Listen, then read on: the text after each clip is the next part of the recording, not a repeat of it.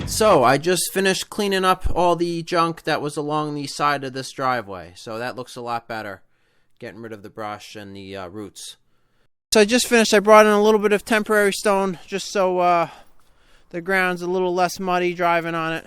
I mean, this obviously isn't permanent. To do it permanent, the reason we didn't do it permanent yet with road fabric and stuff is because the electric has to go down here. But we can't do that until the bridge is in place. So this is just somewhat temporary stone. But, you know, the ground here it's pretty hard. You know, my truck hasn't been sinking at all, really. So, all right, so we actually just finished pouring the concrete for the bridge footing. So this temporary gravel worked pretty well on the road here because, you know, the concrete truck and the pump truck, you know, they didn't have any trouble at all. They didn't get stuck or anything. So that's good. So the next video on this side, I'm going to keep all the bridge stuff as one video.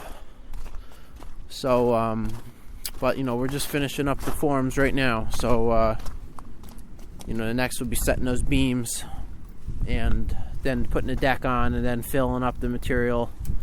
And then I got a bunch of tree work to do on that side. So, but, you know, so all the bridge stuff will be its own video, and then I'll do a new video on the clearing for the rest of the road and the clearing for the building site.